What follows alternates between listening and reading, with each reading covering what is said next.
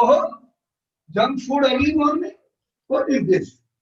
No, Papa, we are helping Burger King to increase their sales. Burger King? But why Burger King? Because we have shares of Godrej, so we use good night. So Burger King IPO is also coming. So we have this from Burger King. Do you have shares of Burger King? No, Papa, we have shares of Domino Pizza. Then why Burger King? Now Burger King IPO is coming, so we are doing research on Burger King. Aha, good style of research. So hello and welcome everyone. Let them eat their burger and let us discuss whether we should invest in Burger King IPO or not. So I could remember a decade back when Jubilant Food IPO came, we have invested in Jubilant Food. And just let me recall, we have invested around 200 rupees. Today the same stock is giving me earning of 50 rupees per year. See, many people I have seen in stock market always track their profits by looking on price. Here we have not discussed with you price, right? That what is the price today? It's immaterialistic. No need to see the price. I have invested at 200 rupees. Today, every year I get earning of 50 rupees. So it means that I get 25% interest every year. Let it compare with any other instruments from where else I could get 25% interest, and it's increasing every year on year. Now it is the question that if by investing at 200, if I am getting earning of 50 rupees every year, till what time I could get this earning? Till people in India would eat or are going to eat Domino Pizza, I am going to get this earning year after year after year. Don't forget that these all McDonald's, Burger Kings, they are century old. Since decades and decades, their investors are getting money. So don't think short, think long. If you calculate it in price, Domino Pizza have, that is Jubilant Food, have given bonus also. So the price, effective price of investment is around 100 rupees, and today price is 2500. So yes, we got 25 times return in a decade. But why? Because company was able to grow. So we will check the same thing for Burger King. We are going to check their financials, whether we should invest or not. We are going to check industry. We are going to check basis of the price. We are going to check why they want to raise the money, and conclusion will be that we should invest in Burger King or not. Right? Come on, friends. IPO is going to open from 2nd December to 4th December. Total issue size is of around 13.6 crore. Price is 59 to 60. So let us assume 60 rupees. 250 is the market lot. So your investment should be around, I think, so 15,000 rupees. Right? So we should invest 15,000 rupees here or not. Let us check what are the object of the offer. During their first 5 years of operation, they have already reached around 200 restaurants. So they want to expand more. They want to use around 300 crore rupees out of this IPO on funding rollout of new Burger King restaurants. QSR Asia is the promoter of this company with around 99.39% shareholding. They are also going to sell their stake. Let us discuss the most important factor, and that is summary of financial information. In 2017, their turnover was 234 crore. Every year they were able to grow their chain. They were able to grow their restaurants. And due to this growth, they were able to grow their sales also. So 2017, their sales was 234 crore. In 2018, it reached till 390 crore. And in 2019, that is last year, they reached around 644 crore. So that's highly positive thing. They are able to grow the sales. All right. Their capital is, equity capital is around 265 crore. right? So on capital of 265 crore, their sales is around 644 crore last year. This year, it's understandable that due to corona, their sales would have affected, but it's all right because this is one of the fastest growing industry of India. The sales are going to grow. But now let us discuss on profit. 2017 they made a loss of 70 crore. 2018 they made a loss of 80 crore, and this year, last year they made a loss of 38 crore. We can say loss is decreasing, but we should be prepared that they are making losses. Now you can say, Piyush bhai, as this restaurant chain is growing, they might be making losses. In coming time, they will make profit. But let me give you one more information. I am a long time investor in Jubilant Food. Jubilant Food selling pizza were making profits since there are 100 restaurants. Burger King have reached to 200 restaurants, but still they are not making profit, and God knows from when they are going to make profit. Here, I am an investor. I have nothing to do whether you sell burger or you sell pizza. I want profits, right? So this is the most negative point in the case of Burger King, which we should not forget. They are making losses from their 200 restaurants also. My weightage goes more to Jubilant Food. Yes, they are having debt of around 100 crore. That's their borrowing. Burger King, whereas Jubilant Food, no debt since long time. So we should know the QSR Asia, who are the promoters, what is their average cost? Their average cost is around 19.26. Now they are also not so much old investor. They have invested since last 5 years. So they have invested at 20. Yeah. They have helped company to grow till 200 restaurant. We are investing after 5 years. So we are giving 60 rupees. Before taking the decision that we should buy or not, let us check two most important things: assets and liabilities, that is balance sheet, and their financial statement. See, third most important thing should be cash flow, but in this case companies making losses, they are not having positive cash flow. Again, if I will compare it with Jubilant Food was consistent positive cash flow company, not since short time, since very long time. So here this is negative for Burger King. As discussed, their equity is 265 crore. As they are making losses initially, 2 years back, their reserve was 103 crore. Last to last year, it was 22 crore. And last year, it came to negative, that is 15 crore. So, as they are raising money through this IPO, their reserve would be again positive. Apart from this IPO funding, they also got some borrowing, which was around 100 crore. So this is the huge difference between some good company and not so good company. They are not having positive. Now let us look on their financial statement. As we can see, their sales in 2017 was 234 crore, which is increasing every year.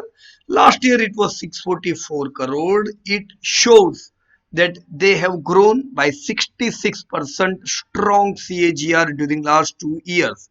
Yes, we can assume this company to grow well.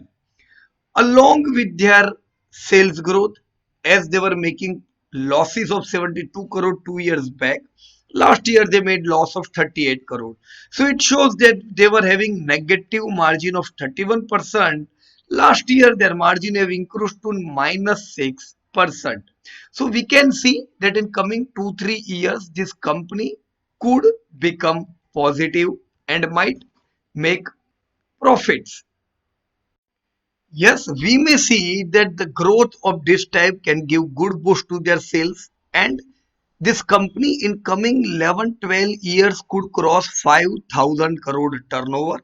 And yes, if we just assume margin of only 5%, then this company could make profits of around 250 to 300 crore. So yeah, future should be good than at least what we are seeing right now. So yes, they are with the IPO of around 400 crore. Out of 290 crore, they are going to use for a burger restaurant expansion. 150 crore this year and 140 crore next year. They are going to open around 700 restaurants till 2025. Yes, good expansion plan. It takes around 2.7 crore to set up one restaurant. If we compare Burger King with other peer groups, then we can see that Burger King is with the turnover of with around 650 crore versus Jubilant Food making 6 times more revenue with around 3600 crore, and Westlab Development, which is the master franchisee for McDonald in India for some part. So they are doing around 1500 crore turnover. So we can say that Jubilant is one of the topmost company in this sector. We also know that Jubilant is a consistent profit maker, whereas Burger King is not consistent profit maker. Here, if we want to invest, Jubilant should be our top priority. Even specialty restaurant and coffee day are also in the same peer group, where specialty restaurant, which is famous by mainland China, Chinese cuisine, are having turnover of around 300 crore, while Cafe Day was having good turnover, but they were in that very high debt burden, so could not go with Cafe Day. So here we have only one and best choice, that is Jubilant, because Cafe Day as well as Specialty, both of these companies are making losses. So here friends, our idea should be clear that there may be several restaurants in India, and in coming time we are going to see these all restaurants grow. But Jubilant Food is the only restaurants which is running in good profitability since long time, since even initial phase, with a very good expansion plan, with low debt and with high consistent profits. So no doubt about choosing any other restaurant chain for investment. Agree that these all are also going to come in profit. But why to take such risk when we already have such a good company? So now friends, it's the time to check industry overview along with their macroeconomic data, that whether restaurant industry is going to grow or not. Because if industry would grow, then we are going to get several wealth creators from this industry. So get ready for this macro data. India's real GDP has sustained an average growth between 6 and 7% since 1991. Since 2015, India has become the fastest growing economy in the G20 with annual GDP growth between 7 to 8% per year, a trend that is expected to continue further. India's GDP is expected to reach approximately 5 trillion towards 2025 as per World Bank. Now, despite the fastest GDP growth, India's GDP is small in absolute term when compared to the GDP of larger economies. In 2018, India's GDP was approximately 1/9 of that of US and 1/6 of China. So agree that we are growing, but still we are too small of our real potential. India's per capita consumption is around 1.5 lakh in fiscal 2018 and is expected to grow at 8.4% to reach around 2.5 lakh in 2024. So this is the thing which is expected due to increase in the quality of education, rising income level of the younger demographic group, working age population, and the shift of social and cultural factors. So yes, India's GDP per capita measured by purchasing power parity grew by 8% during last decade, and in coming 5 years it would be growing by 9%. India has one of the youngest population in comparison to other leading economies. The median age in India is 28 years compared to 38 years of both China and US respectively. And India is expected to remain under 30 years till 2030. The size of India's young population is contributing to a decline in dependence ratio, which was 64% in 2000 to 50% right now, and is expected to go below 50%. This trend is expected to lead to rising income level per household as well as higher level of discretionary spending. A substantial rise in the working age population of India from 36% in 2000 to 50% today is expected to help sustain the growth momentum of Indian economy, and obviously it lead to rising income level.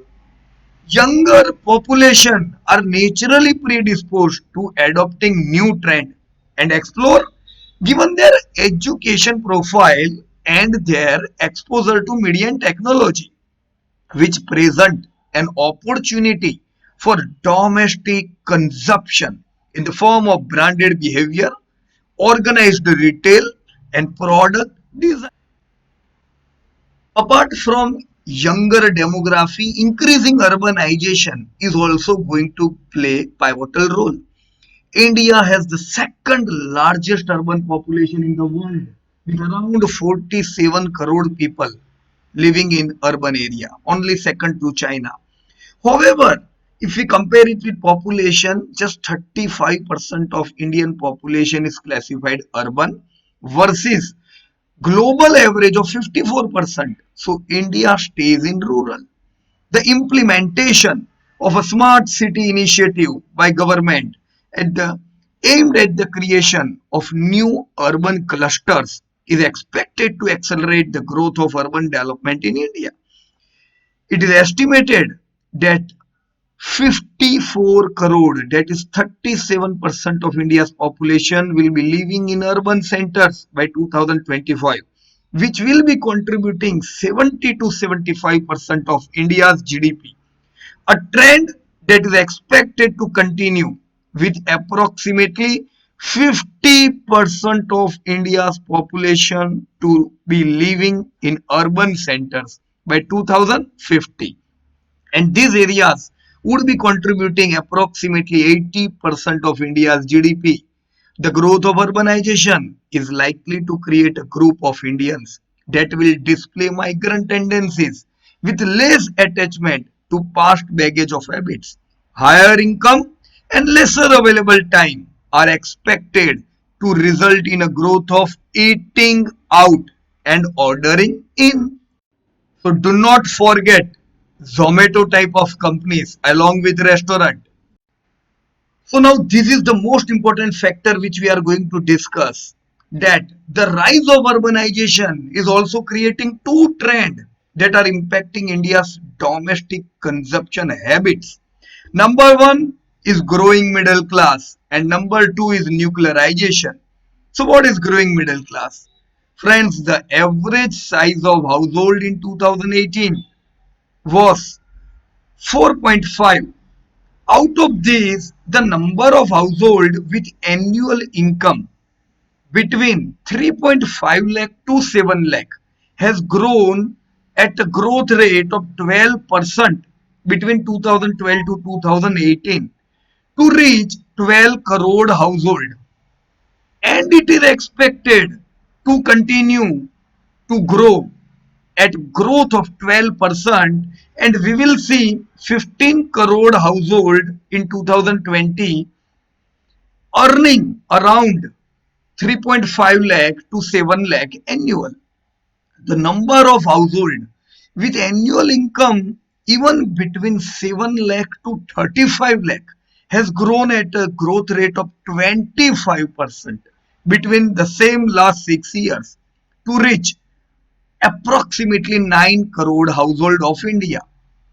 This growth is expected to drive an increase in discretionary spending, which in turn is expected to cause an increase in spending on premium products, leading to higher expenditure in various categories, including food and beverages.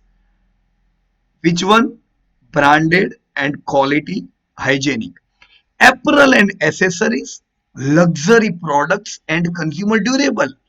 No need to think that why we have seen huge growth in restaurants or other apparels and premium products, because during 2009 there were just 1.1 crore household making money annually 7 lakh to 35 lakh versus today around 9 crore household making 7 lakh to 35 lakh. So obviously it give boost to this type of industries. Mind it, in India, this trend is going to continue.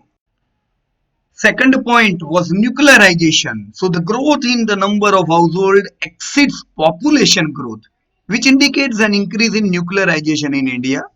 According to 2011 census, 74% of urban household have 5 or less members, compared to 65% in 2001. It is expected that smaller household with higher disposable income will lead to a greater expenditure in jewelries, fashion, packaged foods, and food services. Another very important factor is women workforce. A number of factors, including better healthcare and greater media focus, are allowing women in India in both urban and rural areas to exercise greater influence on their families and societies as a whole. The most important factor, however, is educational opportunity. Between 2005 and 14, enrollment of girls in secondary education increased from just 45% to 74%, and in fiscal 2019 was higher than enrollment of boys. This was remarkable growth in girls education. Higher education has also seen an increase in women enrollment, with almost 20% of women pursuing higher education studies versus 22% of men. These changes are expected to have a broad impact on social factors, including workforce demographics and economic independence for women. The share of women workforce in the service sector has increased from 14% or just 2 crore in the year 2000 to today around 24%, or we can say 3 crore. The overall share of working women increased from just 14% in 2000 to approximately 24% today. The increase of women in the workforce has seen a shift of pattern in terms of household activity, including, very important, a downward trend in home cooked meals and an increase in demand for out of home meals for households and with working couples. So if industry is going to boom, let us now discuss about our main key point, food services. Friend, food services is a key segment in the Indian economy, which accounted for approximately 5 lakh crore market last year, out of which around 1.5 lakh crore market come from organized market, that is chain or organized standalone outlet. Changing consumer dynamics paired with increasing market proliferation of brands in India are expected to continue to boost the food service sector. Below table shows you top 4 industries in India by market size and contribution to GDP last year. You can see that retail, which is almost 10x to its next category, insurance, growing by 10%, insurance growing by 6, food services double digit growth, that is highest growth. So yes, retail is the largest market, but food services is having topmost growth in its category. So this important data shows us that food service market to GDP in any country around the world is around 3%. Right? India is also giving around 2.2% GDP from food services.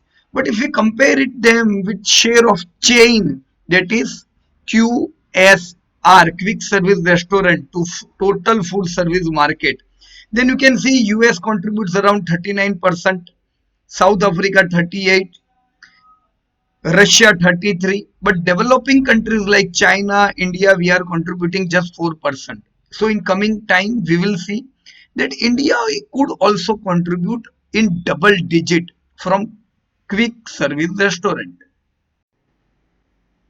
India, as compared to other market, has one of the lowest per capita spend on eating out. This is primarily due to a higher rural population and a preference for eating at home over eating out. In addition, lack of significant eating out options in smaller cities and towns result in lower frequency of eating out. However, eating out frequency is expected to increase in the short term, driven by growth of spending power and increased exposure to a variety of culinary custom from across the world. So now let us have Indian food service market overview. Rising income have given good growth of Indian food service market, which has evolved considerable since the 1980s, when the number of organized brands were negligible and the market was dominated by organized players only. A noticeable shift began in 1996 with the opening of restaurants as McDonald's, Pizza Hut and Domino Pizza, followed by Subway, KFC, Burger King, Haldiram's, Moti Mahal and Taco Bell, among others. So looking to the market structure in India, we can say that food market service is around 4 lakh crore, out of which major market goes to unorganized, which is around 2.5 lakh crore. Then comes standalone market size in organized, which is around 1 lakh crore. Then comes chain market, which arrived in around late 90s. Chain market size is around 35,000 crore, and then comes restaurants in hotels with around 11,000 crore market. We can see different type of restaurants like FDR, that is fine dining restaurant, targets rich and upper middle class consumer segment. Then comes casual dining, that is CDR, a restaurant serving moderately priced food in an ambience oriented towards affordable dining. Then comes PBCL, that is pub, bar, club and lounge. Then comes QSR, which we have discussed, quick service restaurant. These are focused on speed of service, affordability and convenience. Then comes cafes. These include coffee bars and parlors and chai bars.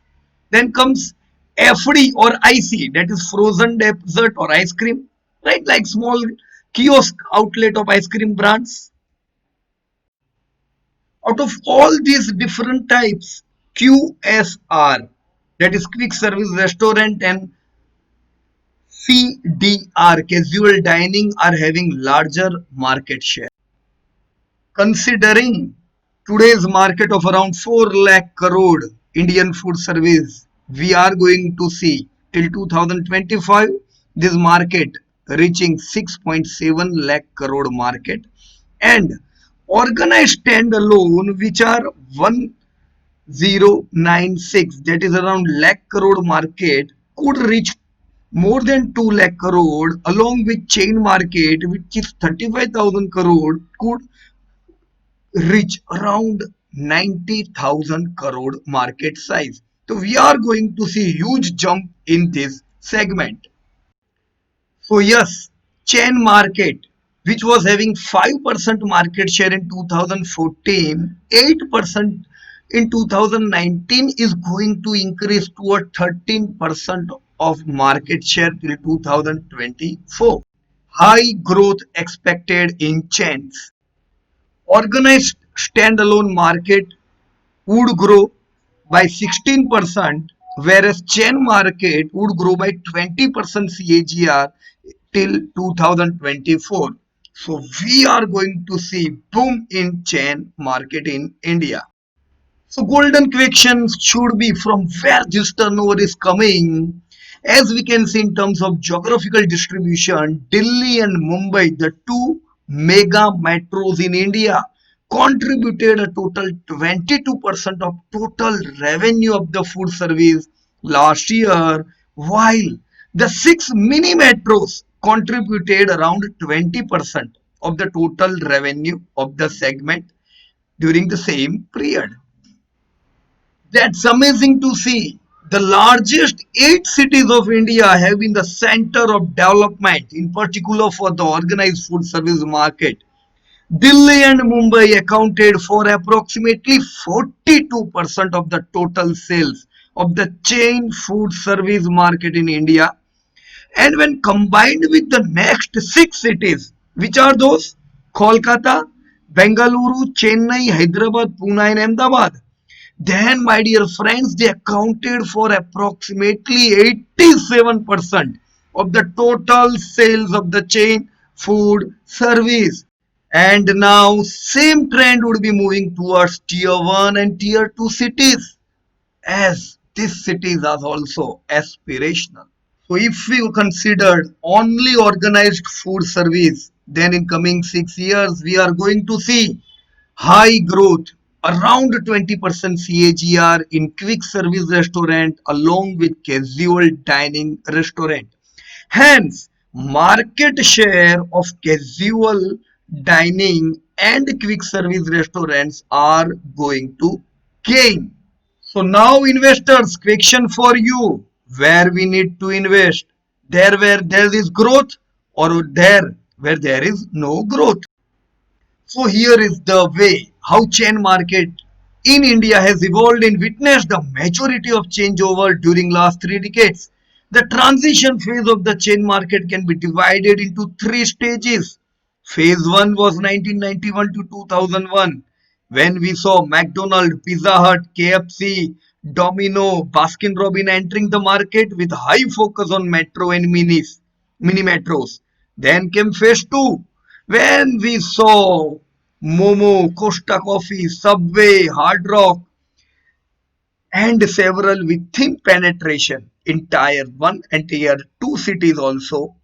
Then now we have entered into phase 3, 2010 onwards, when we are seeing many other players coming in like Burger King, Dunkin' Donuts, with the penetration in newer segments like travel, education, medical, and increased penetration in tier 1 and tier 2 cities.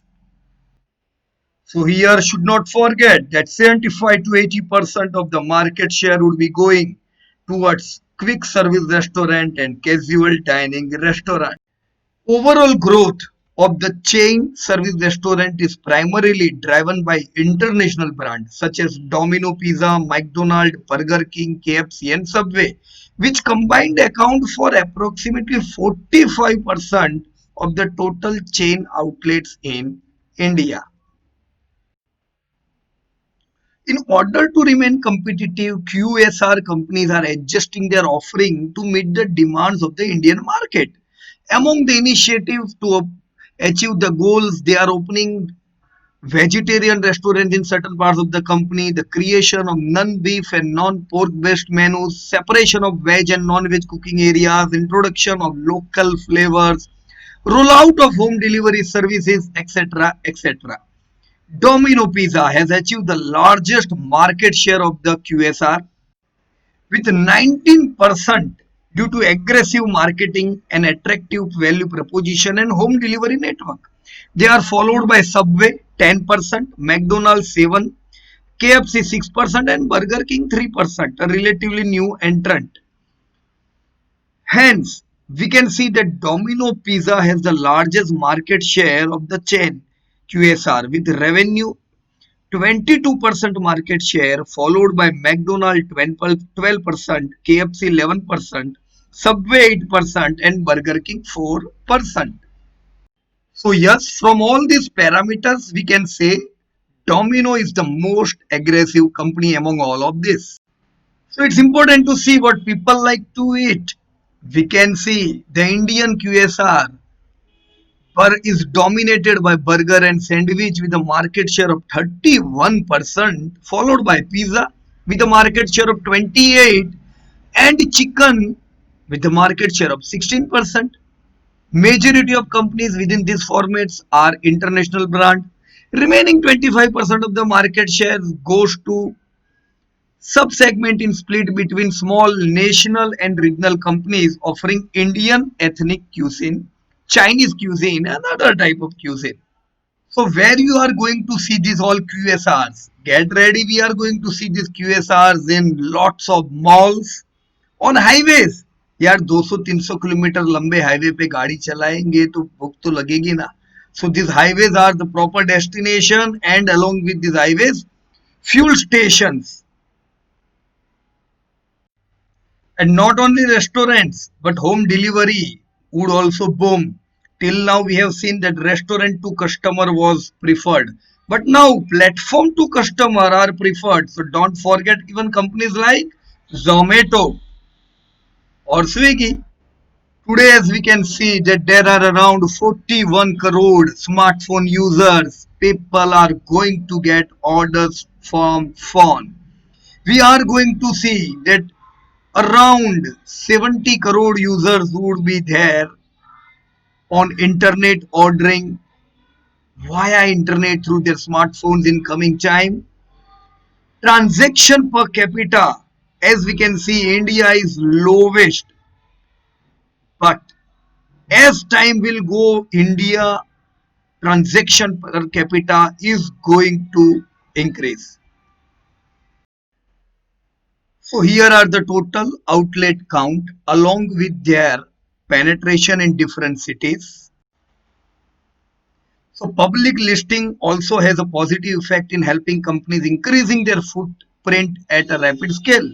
Outlet growth of Domino Pizza and McDonald's following their IPO offering grew at 17% and 11% respectively post IPO.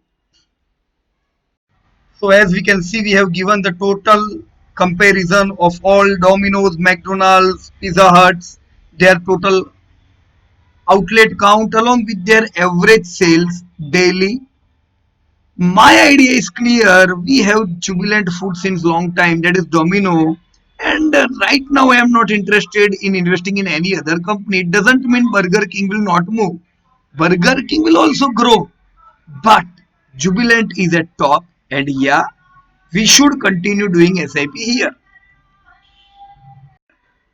So whether we see their sales growth during last decade or if we compare via outlet, I could not find better than Jubilant. You can see all the companies have been compared here. So friends, it doesn't mean Burger King is not good. Yeah, Burger King is among one of the oldest brand, founded in 1954 in the US. Right? Some of the very good brands are given by them. Burger King is Popeyes, Tim Horton brands, right? They are having around 18,000 restaurants in 100 countries. So definitely they know how to grow. They are going to grow in coming time in India also. But who is at better position financially? Who is at better position right now in operations, in sales, in profits? Domino's. So thank you very much for staying with us and best of luck to everybody. Jai Hind to everyone.